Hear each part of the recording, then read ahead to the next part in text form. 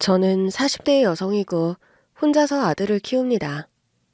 남편은 제가 아들을 임신 중에까지 외도를 일삼는 사람이었고 아이 때문에 참고 살아보려다가 사람은 고쳐 쓰는 거 아니다라는 깨달음만 얻고는 아이가 3살 무렵 결국 이혼을 했네요. 결혼 전에 편집 디자인 회사를 다니던 저였는데 결혼 후에는 가정주부로 지냈고 저는 아이 이유식을 만들던 솜씨를 살려서 현재 아이들 도시락과 반찬을 파는 가게를 운영해서 먹고 살아요. 남편 없이 홀몸으로 아이를 키우는 일이 녹록치 않지만 그래도 착하고 귀여운 아들내미가 무럭무럭 쑥쑥 자라는 걸 보는 재미로 저는 힘든 일상을 꿋꿋하게 버티는 편이죠. 그러던 어느 날이었습니다. 그날도 가게를 파하고 아들과 함께 저녁을 먹고 있는데 엄마, 완전 대박이에요. 무슨 일이니? 8살 난 아들이요. 저녁밥을 먹다가 핸드폰으로 무슨 영상 하나를 틀어서 보다가 저에게 불쑥 들이미는 겁니다. 엄마, 이 사람이요. 엄마랑 완전 똑같이 생겼어요. 설마 그럴 리가 있어? 처음엔 아들 녀석이 과장해서 말하는 거라 생각하고 무심히 그 영상을 봤는데 저는 찌개를 떠먹던 밥숟가락을 놓칠 정도로 기함하고 말았어요. 영상 속의 그 여자가 제가 보기에도 저와 도플갱어 수준으로 너무 똑같은 겁니다. 이루야, 너 이거 어쩌다가 보게 됐어? 그냥 유튜브 영상 이거저거 넘기다가요. 나 처음에 이 사람 엄만 줄 알았어요. 엄마랑 너무 똑같아서. 제가 보기에도요, 영상 속의 여자가 저랑 너무 똑같더군요. 참 신기한 일도 다 있다고 생각하며 그냥 대수롭지 않게 넘기려다가 저는 문득 이상한 예감에 온몸에 소름이 돋더라고요. 왜냐하면 저는 그즘 치매투병으로 요양원 생활을 하시는 친엄마에게 이상한 소리를 자꾸 듣고 있었기 때문이죠. 문영아, 엄마가 죽기 전에 가영이 한번 봐야 하는데. 엄마, 가영이라뇨. 그게 누군데? 네 동생 가영이. 엄마가 평생 얼굴 한 번 못 본 우리 가영이. 가영이를 한 번만 보고 떠나야 해, 엄마가. 그런 소리를 하면서 눈물을 흘리는 엄마셨어요. 저희 엄마가 중증의 알츠하이머 투병 중이세요. 어떤 날은 저와 아들내미의 얼굴이나 이름조차 기억하지 못하실 정도죠. 컨디션이 좀 좋은 날은 우리 딸 문영이 왔어 하고 반기시지만 어떤 날은 아예 흐릿한 눈빛으로 저를 아예 못 알아보는 날이 부지기수예요. 저희 엄마 상태가 이렇다 보니 가영이라는 사람을 찾을 때 저는 또 엄마가 그저 헛소리 하시는 거라 생각했고요. 엄마한테 딸은 저 한 명인데 무슨 가영이에요. 제발 정신 차리세요, 엄마. 속상한 얼굴로 그날도 요양원을 나오는데 보호사 한 분이 그런 말씀을 하시는 겁니다. 최말숙 환자분, 요새 자꾸 가영이라는 분을 찾으시네요. 아주머니께도 저희 엄마가 그 이름을 자꾸 말하나요? 죽기 전에 딸을 봐야 한다고요. 혹시 뭐 어려서 헤어진 동생이라도 있으세요? 아니에요. 저는 무남동녀 외딸이었는걸요. 저희 엄마가 정신 오락가락해서 하시는 말씀이에요. 그렇죠. 따님이 계셨으면 여태 보러 안 오실 리도 없죠. 그런 말을 하는 보호사 아주머니의 표정이 뭔가 개운치 않았어요. 뭐랄까, 대답은 그렇게 하셨지만 뭔가 네가 모르는 다른 사실이 있는 건 아니고? 하는 그런 표정이었달까요? 주변에 치매 투병 중인 시어머니를 모시는 친구도 그런 말을 한 적이 있었어요. 우리 시어머니 치매 걸리신 후로 베일에 쌓였던 집안 비밀이 하나둘 밝혀지는 거 있지? 뭐? 뭔 소리니? 집안 비밀이 밝혀지다니. 우리 시아버지 젊어서 바람 피웠던 거랑 그 상대가 누군지까지 시어머니 통해서 다 알게 됐잖아. 치매 걸리시고 그런 과거를 다 말씀하신다는 거니? 그래. 단발머리 젊은 여자만 보면 시아버지 젊으셨을 때 바람 피웠던 여비서 안경숙이라는 여자가 생각나시는 거야. 컨디션 안 좋고 그러실 때마다 길 가다 단발머리 젊은 여자만 보면 안경숙 내년 가정 파탄 내고 네가 다리 뻗고 무사할 것 같아? 아유, 그런 악담 막 쏟아부으신다. 처음엔 너 그거 그냥 헛소리 하시는 걸로 알았을 거 아니야. 당연히 그랬지. 우리 시아버지가 엄청 단정하고 그런 쪽으로는 깔끔한 분이라 생각했으니까. 그런데 그게 아니었단 게 밝혀진 거야. 네 시아버지 말이 아니게 부끄러워하셨겠다. 아유, 체면이 바닥에 떨어지셨지 뭐. 한날은 우리 남편이랑 소주 한잔 드시면서 막 우시더래. 과거의 실수로 죽는 순간까지 자식들 앞에서 부끄러운 아버지를 낙인 찍히게 되었다고. 죄값 이제야 받는다고 말이야. 친구 말을 들었을 때 참 경악스러운 게 사실이더군요. 며느리는 절대로 몰랐을 한 집안의 수치스러운 비밀이 그런 식으로 표면 위로 올라올 수도 있는 거구나 싶었죠. 그런데 저희 엄마가 치매 투병을 오래 하시는 와중에 그런 이상한 말씀을 자주 하시니까 찜찜한 기분이 들더랍니다. 설마 혹시 우리 엄마도 평생 꽁꽁 숨겨두었던 어떤 비밀을 이제 와서 실토하시는 게 아닐까? 어쩔 수 없이 그런 의혹이 들더라고요. 다음 날이 되었고 아이와 저녁을 먹는데 아들 녀석이 또 그 영상을 보고 있는 겁니다. 이루야, 그거 재밌어? 재미도 있고 또 엄마랑 너무 똑같은 사람이 나오니까 신기해서 그러죠. 저는 고민하다가 그 영상 속 주인공에게 편지를 보냈습니다. 이메일 주소를 어찌어찌 알 수 있었고 저는 한참 망설이다가 그냥 믿져야 본전이라는 생각으로 이메일을 보내봤던 거죠. 메일을 보내자 바로 다음날 답장이 왔더라고요. 정말 보내주신 사진을 보니 저라고 착각할 정도로 똑같이 생기셨네요. 이런 인연 흔치 않을 거라고 생각합니다. 그리고 메일로는 차마 드릴 수 없는 제 내밀한 속사정도 있으니 바쁘시지 않다면 모월 모일 모시에 제 스튜디오에서 뵐 수 있을까요? 저는 여자의 메일을 받고 당장 그 여자를 만나러 갔어요. 그리고요, 그 여자를 만나러 간 순간 내 손을 꼭 잡은 그 여자 말에 이성 잃고 말았습니다. 혹시 홀어머니 밑에서 평생 자라지 않았어요? 아니, 그걸 어떻게 알아요? 그쪽 성함 문영이죠? 하문영 씨. 맞죠? 그쪽이 제 이름을 어떻게 알아요? 우리는 초면이고 난 한 번도 이름을 밝힌 적이 없는데 혹시 문영 씨도 제 이름 알아요? 표정 보니까 아는 것 같아서요. 떨리는 표정으로 저에게 그런 질문을 하는 여자였어요. 그럼 혹시 이름이 가영이에요? 맞아요. 제 이름 하가영이에요. 치매 투병 중인 엄마가 헛소리로 짓거리는 이름이라고 생각했던 가영이. 가영이라는 이름이 실존한다는 사실에 저는 기절할 정도로 충격을 받고 말았습니다. 가영이라는 이름을 제가 말씀드린 건 저희 엄마가 요즘 들어 그 이름 석자를 자꾸 말해서예요. 죽기 전에 딸을 봐야 한다고, 가영이 봐야 한다고 해서요. 엄마가 살아 계세요? 엄마라니 대체 무슨 말이죠? 이런 대화 두서없을 거란 거 알아요. 그런데요, 저 역시 저에게 자매가 있다는 걸 최근에 알았어요. 그게 대체 무슨 말이에요? 제가 이해되게끔 좀 말씀해 보세요. 그 여자를 통해 듣게 된 이야기는 또다시 저에게 경악스러운 충격을 던져주더군요.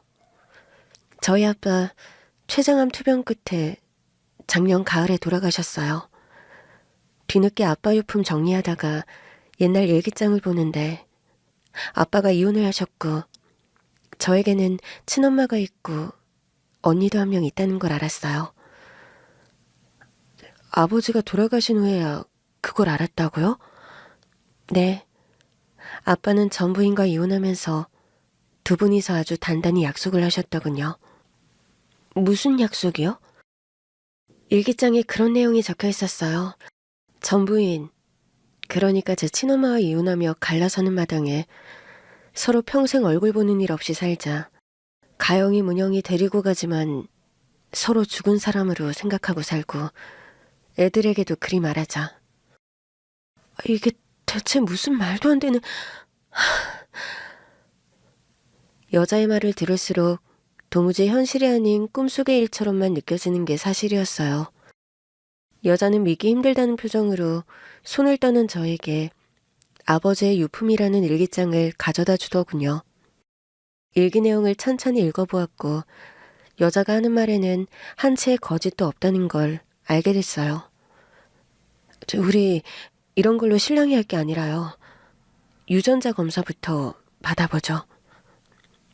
안 그래도 제가 드리고 싶었던 말씀이에요. 저와 여자는 고민 없이 바로 유전자 검사를 의뢰했더랍니다. 얼마 후에 검사 결과가 나왔고 예상하셨겠지만 네, 그 여자와 저는 친자매간이 맞다는 결과가 나왔어요. 그럼 그쪽이 제 여동생이란 말이에요? 아빠 일기장 보고 혹시나 하면서 어떻게 언니를 찾아야 할까 혼자 마음고생만 했는데 이런 식으로 언니를 찾게 되다니. 언니, 문영 언니. 저와 여자, 아니 여동생 가영이는 누가 먼저랄 것도 없이 결과지를 받아들고 서로 와라 끌어안고 한참 오열하고 말았습니다. 나에게 동생이 있다는 걸 평생 모르고 살았어요. 언니, 말 편하게 해요. 내가 동생인데 왜 존댓말을 해요. 가영아, 너도 말 편하게 해. 우리 둘이 겨우 2살 차이잖니. 언니, 그럼 우리 엄마 지금 어디 있는 거야? 저번에 듣기로는 치매 투병 중이시라며. 나 엄마 지금 당장 봐야겠어. 엄마 있는 대로 데리고 가줘. 부탁이야. 간절한 얼굴로 저에게 그런 말을 하는 동생 가영이었어요. 여동생이 엄마를 보겠다는데 무슨 수로 말리겠습니까? 저와 여동생은 유전자 검사 결과지를 확인한 바로 그날 엄마가 계신 요양원으로 함께 갔어요. 누구세요?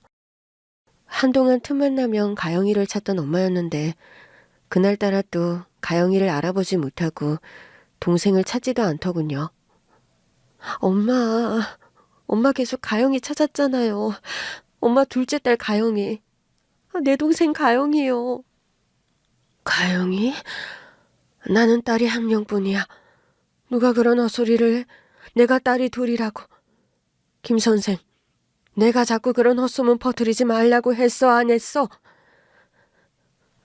갑자기 엄마는 한참 교편을 잡으실 대로 또다시 돌아가 버리셨더라고요. 저희 엄마가요, 평생 중고등학교 미술교사로 재직하셨습니다. 엄마가 아마 교직 생활을 하면서 전 남편과의 사이에 둘째 딸이 있다는 소문을 뒤에서 들으셨고 그걸 민감하게 받아들이신 게 아닌가 조심스레 추측을 해볼 뿐이었죠. 가영아, 한동안 엄마가 널 자꾸 찾으시더니 오늘은 또 다른 곳으로 정신이 옮겨가셨나 보다. 괜찮아 언니. 엄마 정신 온전치 않은 상황인 것 다 아는데 뭐. 그래도 엄마 돌아가시기 전에 이렇게 얼굴이라도 볼 수 있게 되어서 너무 다행이야. 그런 말을 하면서 글썽 이는 눈으로 엄마의 손이며 볼을 어루만지는 가영이었어요.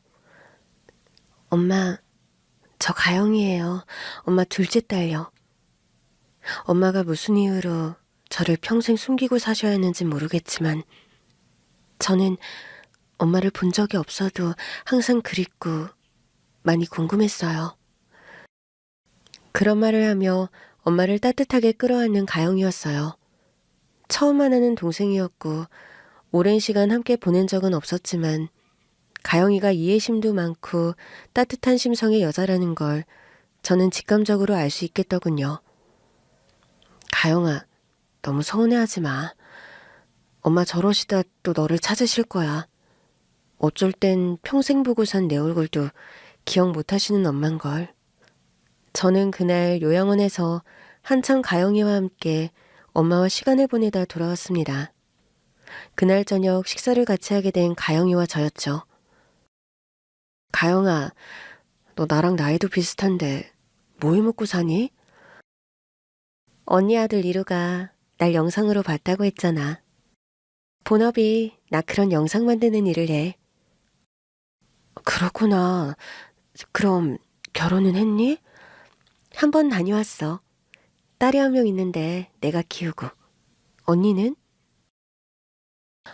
누가 자매 아니랄까봐 그런 것까지 닮았니?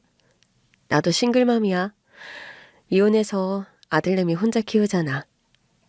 뭐야, 언니도 싱글맘이라는 거야? 그럼? 그렇게 됐지 뭐.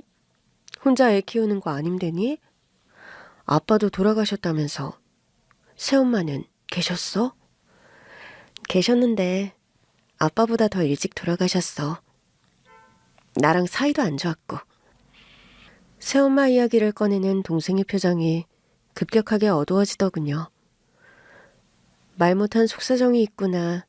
행복하고 편안한 유년기와 사춘기를 보내지 못한 것 같은 예감이 들어서 마음이 안 좋았어요. 엄마는 재혼은 안 하고 혼자 사신 거야? 법적으로 재혼은 안 하셨는데 같이 살림을 차리고 사셨던 아저씨들은 한두 명 정도? 정말? 그럼 그런 사람들 언니는 뭐라고 불렀어? 한 명은 아저씨라고 불렀고 한 명은 엄마가 재혼 직전까지 가셨기 때문에 아빠라고 부른 적도 있고.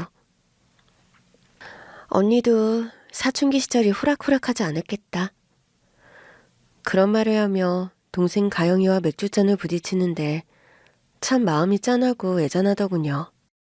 이런 얘기들은 정말 친한 친구와도 솔직하게 가감없이 털어놓은 적이 없었거든요. 제가 친한 사이에서도 제 속내를 잘 털어놓지 못하는 성격입니다. 그런데 아무리 친여동생이라지만 가영이를 만난 지 채 한 달도 되지 않았는데 이런 얘기들을 하고 있는 저 자신이 신기하더군요.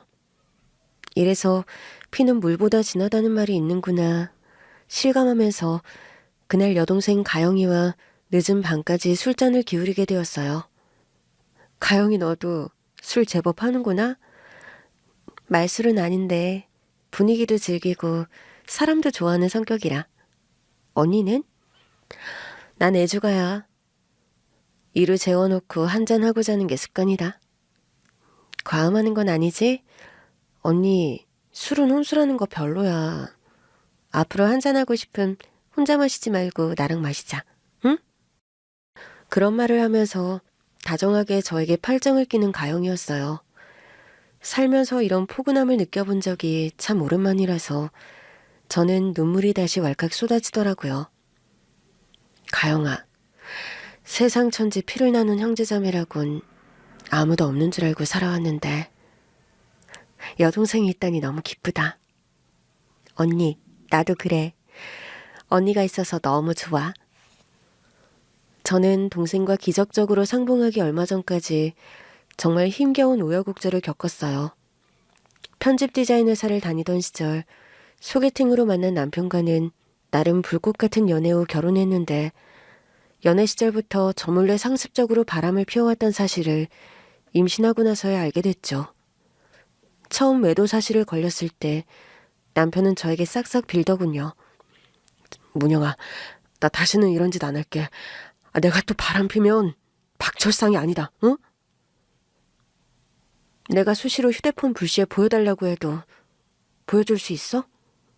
그럼 얼마든지. 네가 바닥에 엎드려 빌려면 빌고 영상통화도 언제든 받을게. 한 번만 믿어주라, 제발. 뱃속에 아들 이루가 자라는 시점이었고 저는 남편을 믿고 용서했어요. 휴대폰 검사라는 극약 처방까지 받아들인 남편이었기에 믿었는데 그 인간이 나중에 대포폰으로 서버폰까지 써가며 외도를 일삼았다는 걸 후에 알게 됐죠. 결국 저는 아들이 3살 되던 해에 이혼 서류에 도장을 찍고 갈라섰어요. 아들이 아빠 없이 자라게 된 것은 미안한 일이지만 지금껏 인생을 살면서 제가 제일 잘한 선택이 이혼이라 생각합니다. 이혼 소송을 하던 와중에 친정엄마는 치매 판정을 받으셔서 여태 요양원에서 투병 중이십니다. 처음엔 치매를 앓는 엄마를 집에서 모셨어요. 그런데 제가 반찬 가게 일을 하는 데다 어린 아들을 혼자 돌보며 엄마 케어까지 도저히 불가능해서 요양원에 모신 거였죠. 이런 제 우여곡절을 들은 동생이 펑펑 울며 그런 말을 하는 겁니다. 언니, 앞으로는 살면서 힘든 짐 같이 짊어지자. 내가 힘닿는 데까지 언니 도울 거야. 아, 언니, 내가 널 도와줘야지. 서로 도와가며 사는데 언니 동생이 어딨어? 동생은 요양원에 계신 엄마를 바로 집으로 모셔오자는 제의를 하더라고요. 가영아, 엄마 컨디션 많이 안 좋은데 집에서 가능할까? 너도 나도 바깥일까지 하는데? 친한 동생 한 명이 간병인으로 일하는데 걔한테 부탁해보려고. 간병인 월급은 내가 주고. 월급도 꽤 많이 줘야 할 텐데. 언니도 여태 엄마 요양원 비용 언니가 올고지 감당하며 살아왔는데 앞으로 엄마 케어하는 비용은 내가 책임져. 나 그만한 능력은 되니까 걱정 마라 언니. 동생은 영상을 제작하는 일을 했는데 사람들 반응이 좋아서 광고도 많이 붙고 수입이 아주 괜찮은 모양이었습니다. 동생은 전 남편을 교통사고로 사별했는데 명을 달리한 매부가 생전에 보험을 많이 들어두어서 또 그 보험금으로 지금 사는 다세대 빌라 건물을 매입했다고 하더라고요. 언니, 나 사는 빌라 아래층에 언니 들어와서 살 생각 없어? 너네 빌라 건물 아래층 세입자 살고 있는 거 아니야? 2달 후면 계약 만료고 언니나 나나 싱글맘인데 위아래층에 살면서 같이 돕고 살면 좋잖아. 어차피 우리 집에 엄마 모실 건데 그 편이 여러모로 좋을 것 같고. 전 그렇게 해서 동생 소유의 다세대 빌라 아래층으로 이사를 가서 살게 되었어요. 요양원에 계신 엄마를 동생 집에 모셨고 동생과 제가 일하는 시간에는 간병인을 썼고 저녁 시간에는 저와 동생이 돌아가며 엄마를 돌보게 됐죠. 몸은 고되어도 엄마와 여동생을 가까이 두고 살 수 있음에 안정감과 행복감을 느끼던 어느 날이었어요.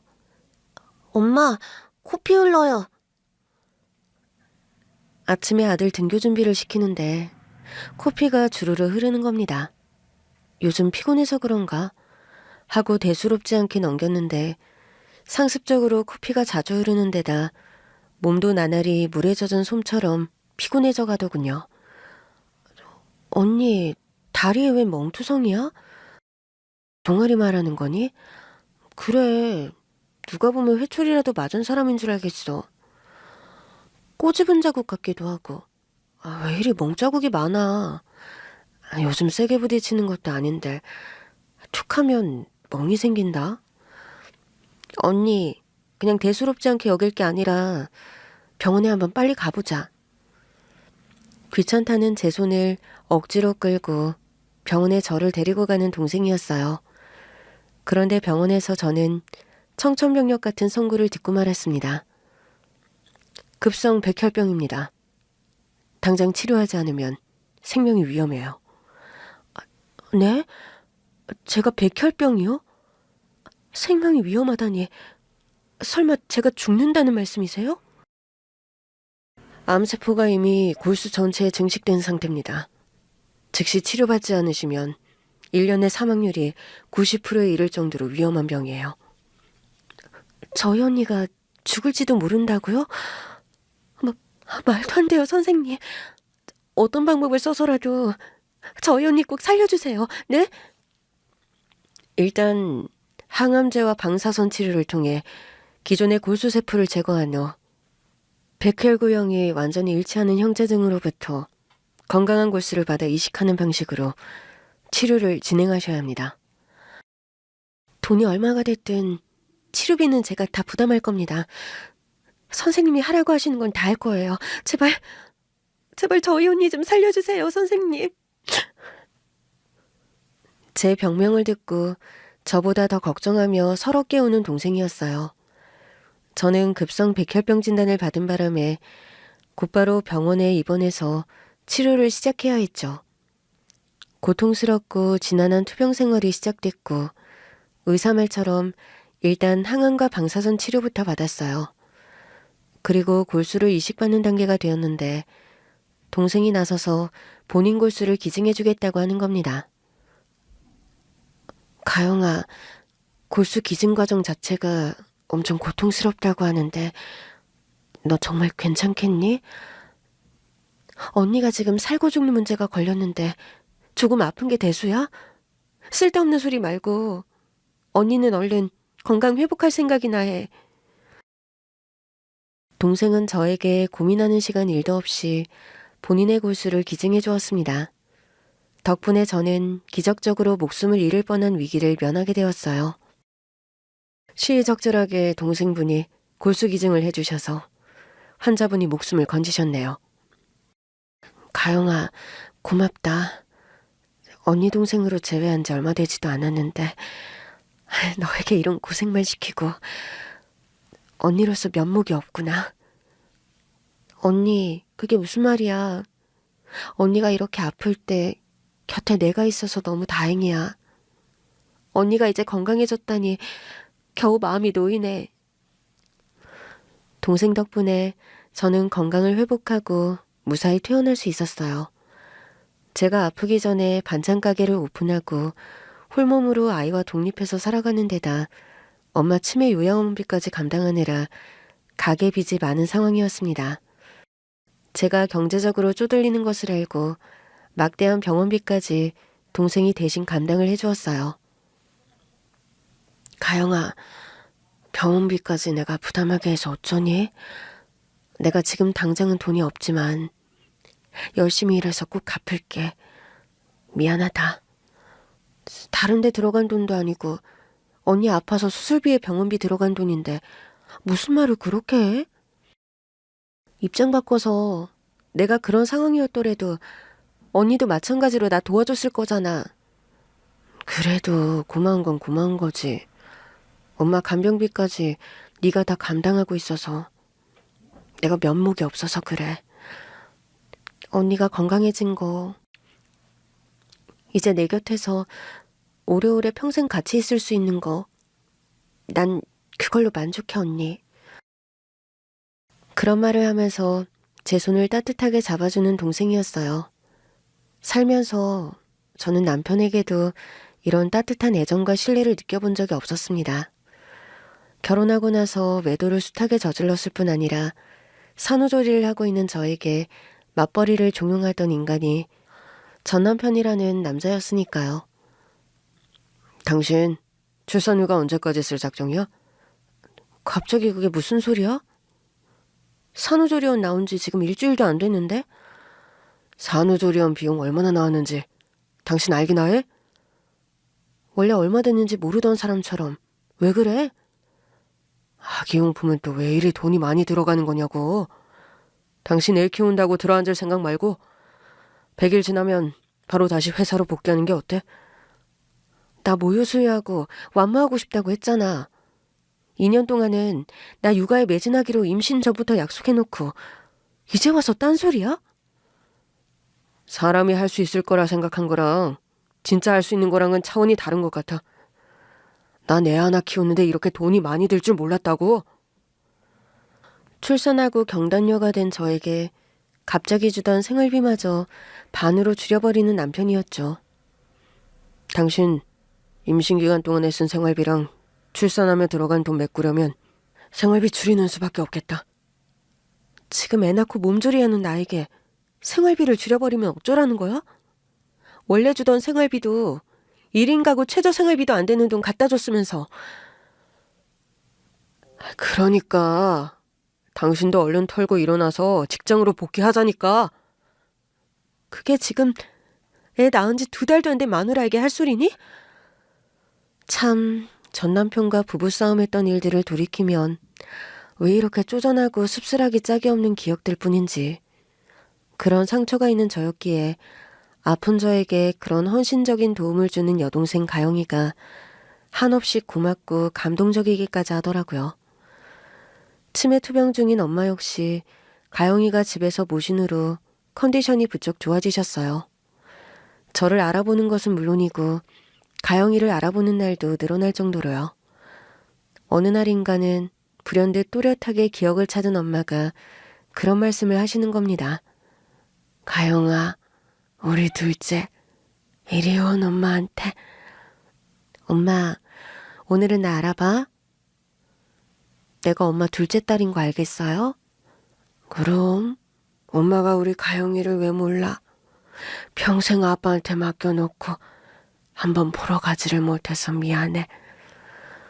그런 말을 하면서 가영이 손을 잡고 펑펑 우시는 엄마였어요. 엄마, 괜찮아요. 두 분 이혼하시면서 그렇게 약속하셨다면서요. 아빠는 또 새 가정 꾸리셨기 때문에 더 말씀 못하셨을 거예요. 그래도 미안해. 차라리 내가 너랑 가영이 둘 다를 다 같이 키웠어야 했어. 미안하다, 둘째야. 엄마가 미안해. 딱 한 번 맨정신으로 돌아온 것 같은 엄마가 가영이에게 그런 말을 하면서 오열하신 적이 있어요. 그날 동생과 저는 늦게까지 함께 소주잔을 비우면서 과거 이야기를 했더랍니다. 아빠 일기장에 나온 내용으로 보면 두 분이 서로 애초에 사랑 없는 결혼을 하셨던 것 같아. 엄마도 아빠도 각자 마음속에 딴 사람이 있는 상황에서 집안 반대로 어른들 결혼하란 사람이랑 결혼한 게 엄마 아빠셨다고. 그렇게 그런 두 분 사이에서 태어난 게 언니와 나였고, 아빠는 엄마랑 이혼하시자마자 재혼하셨다면서? 원래 결혼하고 싶었던 그분이랑? 나에게는 평생 새엄마였던 그 여자랑. 새엄마라는 여자랑 너 사이가 그렇게 안 좋았니? 아빠가 돌고 돌아 이혼까지 하고 본인이랑 다시 결혼한 건데도 집착이랄까 질투랄까 그런 게 너무 심한 사람이었어. 태생적으로 아이를 낳을 수 없는 몸이라 그런 면에서 오는 콤플렉스도 심했고. 너 어린 시절 많이 힘들었겠구나, 가영아. 집이 답답하고 감옥처럼 느껴진 순간이 많았어. 나 그래서 20살 되자마자 독립했잖아. 새엄마 품에서 뛰쳐나오고 싶어서. 저희 엄마와 아빠의 과거 이야기를 듣게 된 건 오랜만에 엄마를 보러 온 이모에 의해서였습니다. 너희 자매가 엄마를 이리 돌보려니 고생이 많구나. 가영이가 간병인 비용 다 내고 엄마 케어도 엄청 잘해요. 언니가 엄마 식사는 다 준비하잖아. 건강 회복한 지 얼마 되지도 않았는데 언니가 더 고생이 많지. 언니랑 동생이 다투지도 않고 너희는 어쩜 그리 사이가 좋아. 긴 병에 효자 없다고 부모님 치매 투병하면 서로 안 하겠다고 물고 뜯고 싸우는 건 봤어도 너희 같은 자매는 처음 본다. 언니가 워낙 잘하니까요. 내가 할 소리를 한다. 너희들 이렇게 서로 각별하고 살뜰하게 지낼 거 알았음. 나라도 과거에 말리는 건데. 그게 무슨 말씀이세요, 이모? 너희 아버지 명 달리했고 네 엄마도 이제 내 얼굴도 못 알아보는 마당이니 이젠 내가 옛날 이야기해도 뭐라 타박할 사람이 없겠구나. 이모, 저랑 언니는 엄마 아빠 과거사에 관해 아는 게 거의 없어요. 돌아가신 아빠 일기장에서 두 분이 이혼하셨고 각자 저와 언니를 키웠다는 거, 애초에 사랑 없는 결혼하셨다는 거 정도뿐이에요. 뭐 그 정도면 대충 알 거는 다 알고 있구나. 뭐 밝혀지지 않은 세세한 이야기들이 있긴 하다만. 이모, 아시는 거 있음 저희한테 다 말씀해 주세요. 그래요, 이모. 이제 저랑 가영이도 나이 먹을 만큼 먹었고 뭐 새로운 사실을 안다고 해도 엄마 아빠 타박할 나이도 지났고요. 그래, 이젠 내가 과거사 얘기한들 비밀 안 지켜줬다고 뭐라 할 당사자들도 없으니 내가 아는 선에서 다 말해주마. 이모에게서 듣게 된 엄마 아빠의 과거 이야기는 참 기구하고 특별한 것이더군요. 저희 아빠가요, 과거에 대학을 다니던 시절 캠퍼스 커플로 연애하던 여자친구가 있었다고 합니다. 둘이 하도 죽고 못 사는 사이라 대학을 졸업하자마자 결혼한다고 집에 데리고 왔더래요. 그런데 저희 아빠의 친어머니, 그러니까 친할머니께서 보통 깐깐한 성격의 소유자가 아니셨대요. 그리고 당시에 저희 본가가 나름 대대로 교수 집안이라 명문가라고 방귀 꽤나 끼는 집안이었다고요. 아가씨가 우리 명필이 색시감이야? 네, 안녕하세요. 김진아라고 합니다. 우리 명필이랑 결혼하고 싶으면 일단 건강검진서 좀 떼와봐요. 네? 아니, 엄마, 사람을 초면해보고 무슨 그런 신뢰되는 말씀이세요? 네가 그냥 만나는 사람도 아니고 결혼할 아가씨라며? 그럼 건강검진서 정도는 기본 아니니? 아가씨가 조실부모하고 조부모님 슬하에서 살았다는데 그 정도 검증도 안 하고 며느리로 들일까? 아빠의 여자친구는 당시 모멸감을 느꼈지만 그래도 아빠를 사랑하는 마음에 건강검진을 받았다고 합니다. 그런데 그 과정에서 청천벽력 같은 사실을 알게 됐던 거죠. 뭐라고요? 제가 불임이라뇨. 선천적인 자궁기형으로 인한 불임입니다. 죄송한 말씀이지만 앞으로 평생 출산은 힘드실 것 같네요. 아빠의 여자친구가 아이를 낳을 수 없는 몸이라는 사실이 밝혀진 후 아빠와 그 여자분의 결혼은 당연히 하루아침에 물거품이 되어버렸죠. 그 사실에 충격을 먹은 아빠의 여자친구는 아빠에게 편지 한 장 남기지 않고 소리 소문 없이 잠적을 해버렸대요. 아빠는 3년 정도의 시간이 흐른 후 집안이 정해주는 여자였던 저희 엄마와 결혼을 하신 거였죠. 이렇게 들으면 네 엄마가 더 불쌍하게 느껴질지 모르겠다만 사실 네 엄마도 마음에 품고 있던 사람이 있었어. 엄마도 다른 만나던 사람이 있었다고요? 네 엄마는 가난한 가수 지망생과 2년 넘게 연애를 했다. 가진 거 없는 딴따라라고 네 외할아버지 반대가 너무 심해서 가출까지 감행했다가 할아버지 손에 이끌려와 머리까지 잘리는 수모를 당하셨지. 엄마에게 그런 연애사가 있었다고요? 그래. 그 가수 지망생 남자도 네 엄마를 많이 좋아해서 지가 스스로 도망가 버렸다. 나 같은 놈에게 시집와서 고생시키느니 자기가 먼저 떠나겠다고. 그럼 저희 엄마 아빠는 애초에 사랑 없는 결혼을 하신 거란 말씀이세요? 그래. 지금 와서 생각해보면 그게 애초에 비극의 시작이었지.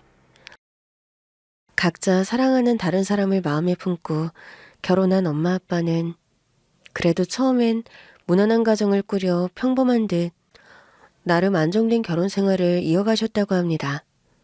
그러던 어느 날 아빠 눈앞에 전 여자친구가 나타났대요. 너? 진화? 어디로 사라졌다 이제야 나타난 거야? 내가 널 얼마나 미친 사람처럼 찾아다녔는 줄 아니? 미안해. 말도 없이 사라져서. 그땐 당신 앞에서 사라지기만 하면, 안 보고 살면 모든 게 다 잊혀질 줄 알았어. 진아야, 너 왜 이제야 내 앞에 나타난 거야? 알아. 명필 씨가 결혼했다는 거. 뭘 다시 돌이키자고 찾아온 거 아니야. 그냥 명필 씨 근처에서 가끔 당신 얼굴 보고 살게만 해줘. 그냥 아주 가끔 얼굴만 보여줘. 뭐 하자고 안 해. 밥 먹자고도 안 하고 어디 가자고도 안 해. 그냥 가끔 얼굴만 보여줘. 결국 아빠는 해서는 안 되는 관계를 다시 이어나가게 된 거였죠. 그 여자 다시 만난다며? 미안해. 당신한테 이런 상처 주고 싶지 않았는데. 나도 미안하지만 당신의 그런 선택이 내게 상처는 아니야. 뭐 서로 미안할 일이 아닌가? 갈라서자는 당신 선택 후회 없겠어? 가영이 문영이한텐 나도 미안해. 그렇지만 우리가 이런 식으로 껍데기뿐인 가정을 지킨다고 그게 애들한테 득이 될까? 가영이를 내가 데리고 가라고? 그래. 문영이는 말귀 다 알아먹고 말도 트이기 시작했는데 뭐 하나라도 혹시 기억할 문영이보단 아직 멋모르는 가영이를 그 여자가 키우는 게 나을 것 같아. 나도 내 사랑 찾아가고 당신도 찾아가겠다는 건가? 그래.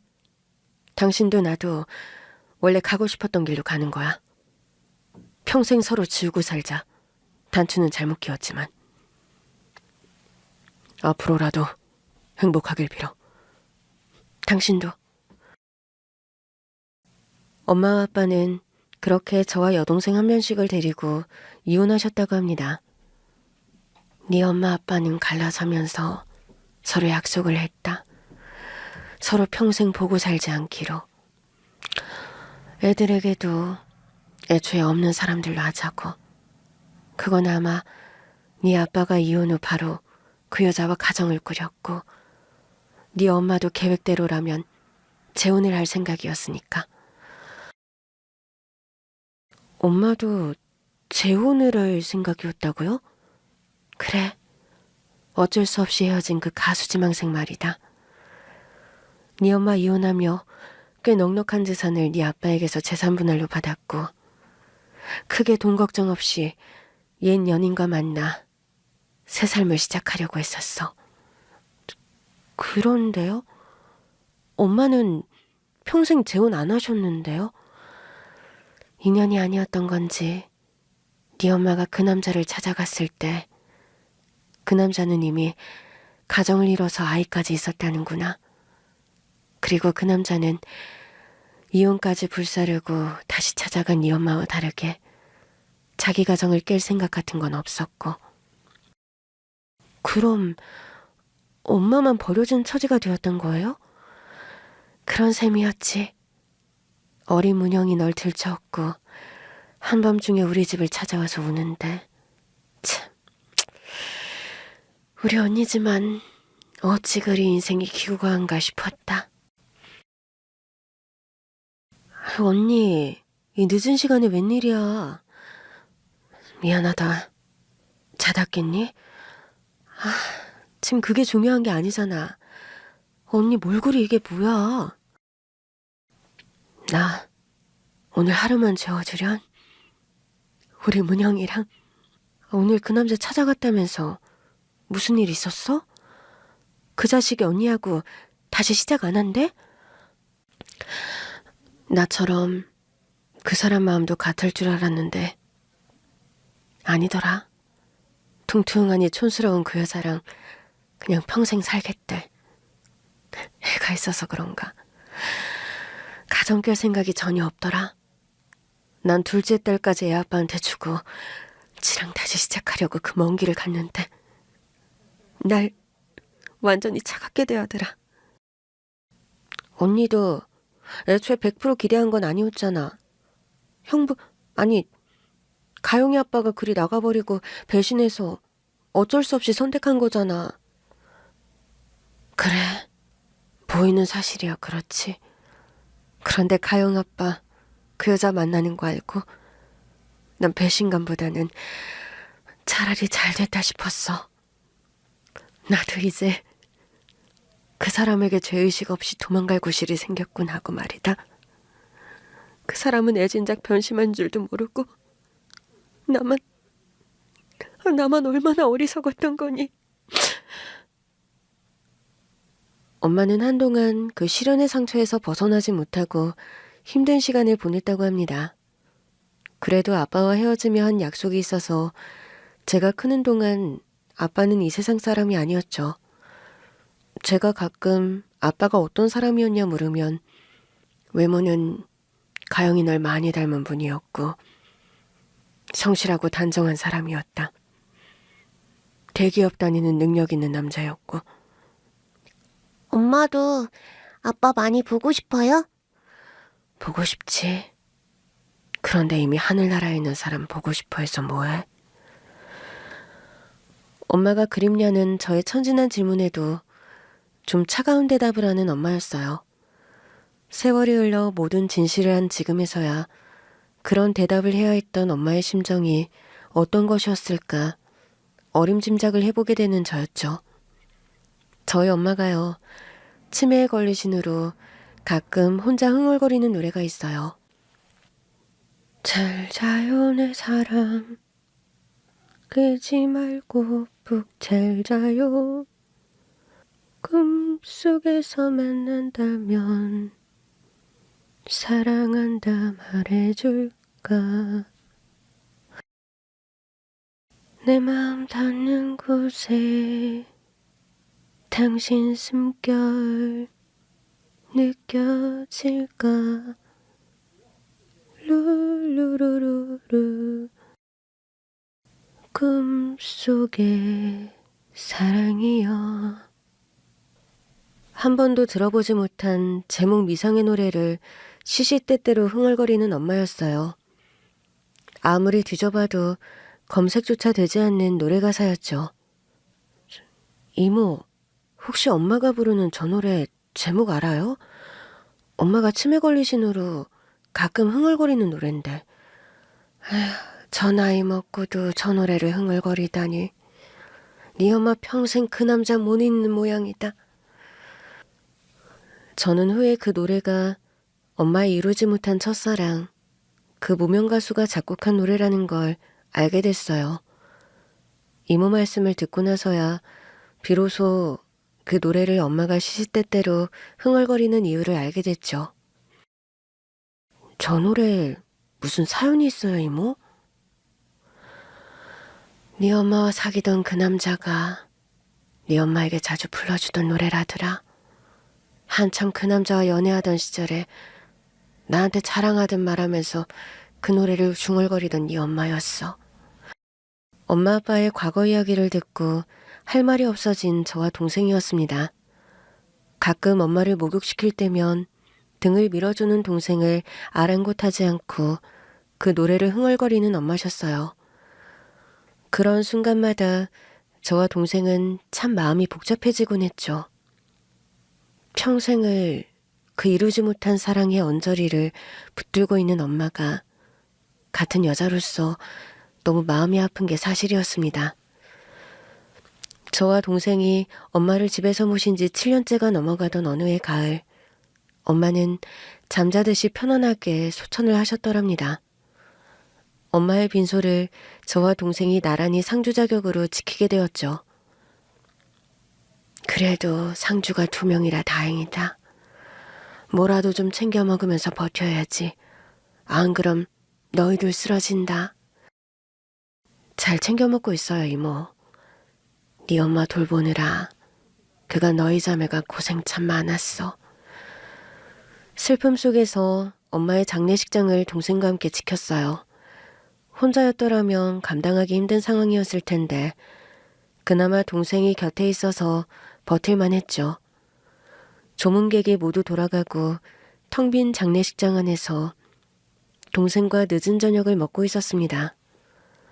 동생도 저도 조문객들 응대하느라 끼니를 제대로 못 챙겼고 또 한 이틀 넘게 거의 식사를 제대로 못해서 밥 한 술이라도 뜨고 자자했던 게 착잡했던 마음에 소주 한 잔씩을 기울이던 참이었습니다. 여기가 혹시 최말숙 씨 빈소 맞습니까? 네, 맞는데 누구세요?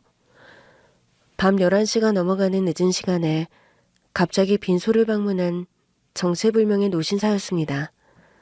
한 손에는 기타 케이스를 들고 또 어디서 한 잔 술을 마시고 온 건지 얼굴은 불쾌했죠. 이상한 사람인가 싶어서 일어서려는데 예전에 최말숙 씨를 알던 지인이라 조문을 왔는데 빈소에 들어가 봐도 될까요? 어쩔 수 없이 그러시라 하고 지켜보는데 엄마 영정사진을 한참이나 뚫어지게 보는 노인이었어요. 그리고 향을 피우고 절을 하더니 대뜸 기타를 꺼내 연주를 하기 시작하는 겁니다. 빈소 앞에서 뭐 하시는 거냐고 한마디 하려다 저는 그 자리에서 얼어붙고 말았어요. 동생도 깜짝 놀란 얼굴이 되고 말았죠. 그 노신사가 기타로 연주한 노래는 치매에 걸린 엄마가 틈만 나면 흥얼거리던 바로 그 노래였던 겁니다. 엄마가 부르던 노래의 멜로디와 정확하게 일치하는 그 기타곡을 들으며 저와 동생은 그 노신사의 정체를 누가 먼저랄 것도 없이 알아채고 말았어요. 그 노래요. 방금 연주하신 저희 엄마가 치매 투병하시며 자주 부르시던 노래예요. 저의 그 말에 떨리는 손으로 얼굴을 감싸지더니 오해를 터뜨리는 노신사였습니다. 빈소 앞에서 닭똥 같은 눈물을 흘리며 기타 연주를 다시 한번 마친 노신사는 그 후로도 한참이나 빈소 앞에 꿇어앉아 하염없이 눈물을 흘렸습니다. 1시간 남짓 그러고 앉아 계시더니 이윽고 자리에서 일어나 저와 동생에게 가볍게 목례를 하고 빈소를 떠나더군요. 그렇게 장례식장을 떠나는 노신사에게 저와 동생은 그 어떤 말도 하지 못했습니다. 언니, 저 사람이 엄마가 평생 그리워하던 사람 맞지? 그런 것 같다. 한참 울면서 속으로 무슨 말을 하신 걸까? 엄마에게. 듣기론 저 남자가 변심했다고 들었는데 그게 아니었나? 그렇게 서럽게 울다 가는 거 보면. 두 분 사이 진실을 누가 알겠어. 뭐가 됐든 이제 와서 무슨 의미가 있나 싶기도 하고. 엄마 빈소 앞에서 한참을 울다가 떠난 노신사. 그리고 그 노신사가 연주하던 귀에 익숙한 기타곡. 세상에서 단 2명만이 평생을 기억한 그 노래. 엄마는 노신사의 연주를 듣고 마음이 어땠을까? 문득 그런 복잡하고 먹먹한 마음이 들더군요. 가영아, 저 나이 든 노신사 하는 거 보니까 엄마를 잊지 못한 사람 같아 보이더라. 저 남자가 변심했다는 이 말은 엄마 오해였던 것 같아. 이제 와서 그런 게 무슨 소용이 있어. 엄마는 평생 외롭게 사셨는걸. 서로에게 두 분이 인생을 통틀어 제일로 사무치는 존재였다는 건 알 것 같다. 씁쓸한 얼굴로 그런 말을 하며 소주를 쓰게 삼키는 동생이었어요. 그래도 엄마의 마지막 가는 길, 그 노신사가 조문을 와주어서 그리고 지금도 제목을 알 길이 없는 그 노래를 엄마 영정 앞에서 연주해 주어서 저는 감사한 마음이 들더라고요. 이유는 따지기 힘들었지만 그래도 엄마가 어찌 보면 가장 기다렸을 조문객 중에 한 사람이 아니었나 그런 생각이 들었거든요. 엄마 살아생전 동생의 존재, 아빠의 존재를 말씀 안 해줘서 한때 엄마를 많이 원망했어요. 이제는 엄마나 아빠 두 분 모두 어쩔 수 없는 선택이었다는 거 이해해요. 그분의 기타 연주를 듣고 고해성사였음이 분명한 그분의 속마음 이야기를 듣고 마음이 좀 풀리셨어요? 긴 세월의 상처와 그리움이 몇 마디 말로 풀리진 않았겠지만 그분 역시 엄마와 비슷한 시간을 사신 분 같더군요. 100마디 1000마디 말보다 흐느끼는 그분의 뒷모습에서 그런 진실을 읽을 수가 있었습니다. 가영이와 함께 위아래층에 살며 서로 도와가며 아이들을 키우면서 하루하루 씩씩하게 잘 살아가고 있어요. 가영이 딸과 제 아들은 서로 남매처럼 재미나게 잘 지내고요. 가영이가 만드는 영상에서 제 반찬 가게 홍보도 해주어서 장사도 점점 잘 되고 있어요. 얼마 전에는 가영이가 대신 내주었던 병원비도 갚을 수 있었고요. 딸들은 엄마 팔자를 담는다더니 저도 가영이도 둘 다 남편 없이 싱글맘으로 아이를 키우며 살아요. 엄마를 타박하려는 말은 절대 아니니까 오해 마시고요. 저나 가영이가 서로를 만나지 못하고 혼자였더라면 지금의 일상이 사뭇 달랐을 거라는 말씀을 드리고 싶어서 꺼낸 얘기예요.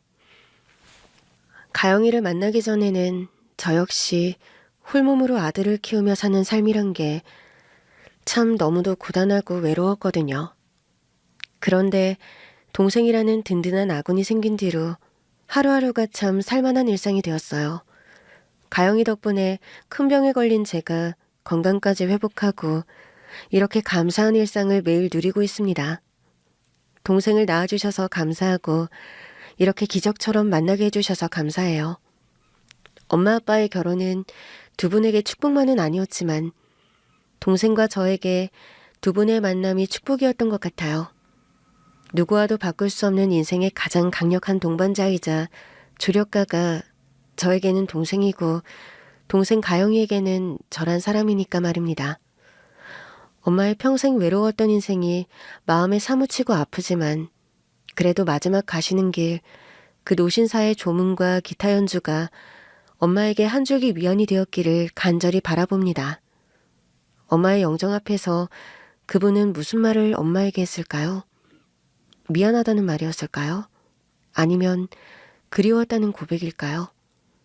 그 노신사가 마음속으로 쏟아낸 말들이 무엇인지는 엄마만이 아시겠죠.